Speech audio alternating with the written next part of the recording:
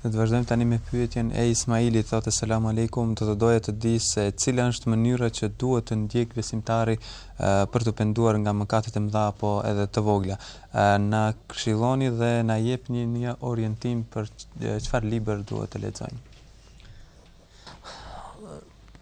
S'ka dyshim se gjunahet ne duhet të kemi shumë kujdes që pas gjunaheve më njëherë nëse ke bërë një gjuna, një gabim, duhet të intervenoj me pendim, me tobe.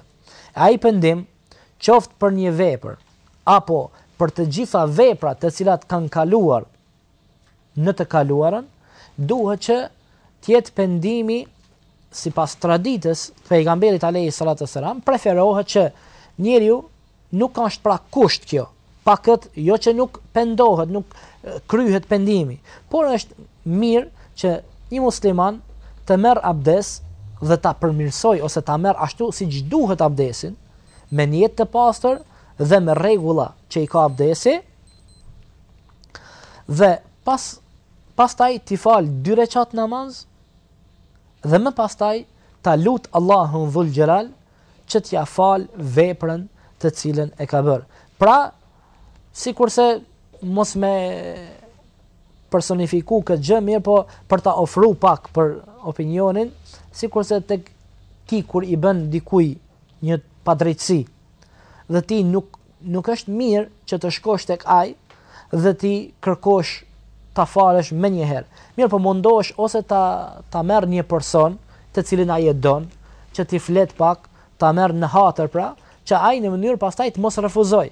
Dhe kështu jo pse Allahu dhul xhelal nuk i pranon gjërat direkt, po është nga etika e një muslimanit me Allahun dhul xhelal, që ai të merr abdes, të fal namaz, ti tregoj Allahu dhul xhelal se fytyra ime, e cila është pjesa më e rëndësishme për njeriu, kjo të takon ty o Zot. Fillimisht në namaz, dhe unë jam plotësisht i bindur me ty dhe kërkoj falje pas këtij nënshtrimit timin të përgjithshëm, kërkoj falje që të ma falesh gjunahin që e kam bërë.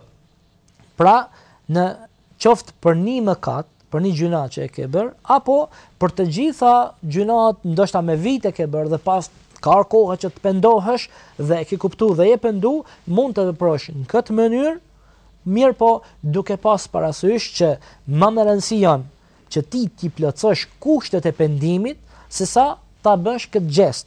Pra thash, kjo nga etika, mirë po nga kushtet e pendimit, janë pra që ti, me njëherë, atëherë kur ti e kupton se ke bërë një vepër të keqe, ke bërë gjuna, qoftë një apo shumë thash, ti duhet automatikisht ta ndërpresësh atë veprim ose ato veprime, ti ndërpresësh. Kushti i parë. Kushti i dytë që ti të kërkosh faljen te Allahu dhul xhelal për ato që ke bërë, dhe i treti kushti që ti të urrejsh atë punë ose ato punë ashtu siç e urren hudhjen në zjarr.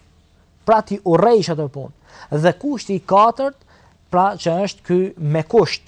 Kushti me kusht nëse ti pra i ke hyrë në hak dikuj, ke ndonjë borxh ose ke përgoju, e din saktë se për kë ke përgoju, apo i ke hin hak thash dikuj, atëherë duhet të shkosh tek ai person dhe të kërkosh halallëk. Pra ti kërkosh që ai të falë ty, nga se raportet mes njerëzve apo të drejta që i kemi mes njerëzve dhe hukukt apo hakun që i ke hin hak dikuj tjetër, kët Allahu dhul xhelal nuk ta fal, por duhet kërkosh nga ai person që i ke bërë padrejtësi.